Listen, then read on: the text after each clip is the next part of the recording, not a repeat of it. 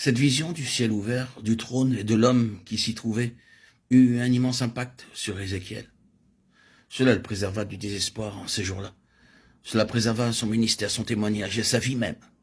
Et c'est seulement ce qui peut nous préserver. Peut-être que cela paraît un peu pessimiste. Je ne veux pas être pessimiste, mais vous ne pouvez pas avoir la connaissance de l'état des choses sur cette terre aujourd'hui, même à l'égard de ce qui est appelé la chrétienté, sans ressentir parfois ce désespoir.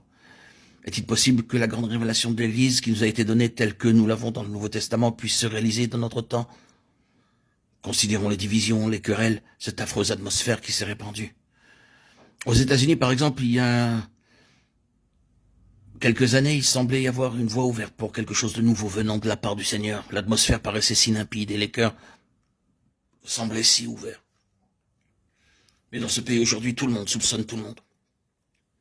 L'esprit de critique s'est introduit, même parmi les chrétiens les plus consacrés à l'égard des autres chrétiens et envers les choses de la chrétienté. Vous ne pouvez pas avoir une demi-heure de conversation, même avec ceux qui sont les plus consacrés pour le Seigneur, sans que quelqu'un ne soit critiqué, sans que quelqu'un ne soit mentionné comme suspect.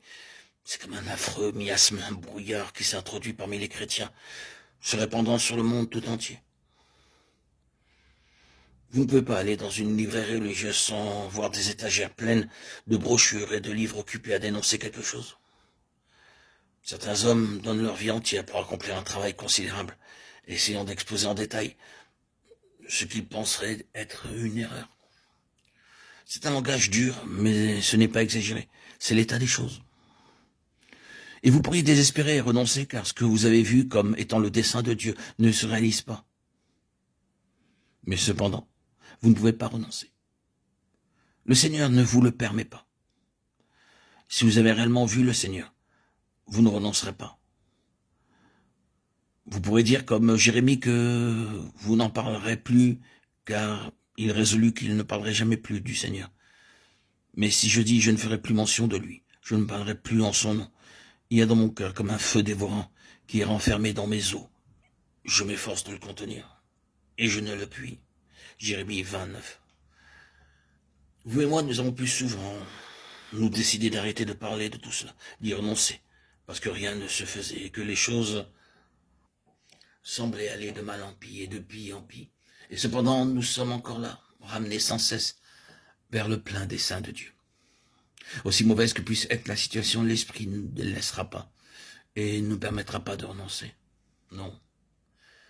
Le ciel n'est pas encore fermé. L'homme sur le trône n'a pas quitté le trône. Il y a encore de l'espoir. Nous avons saisi la grande réalité qu'il y est encore. Il est là où Dieu l'a placé.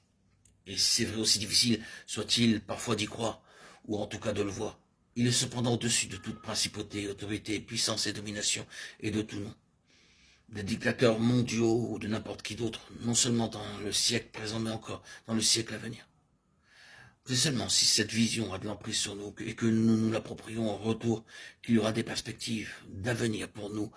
Et quelle grande perspective!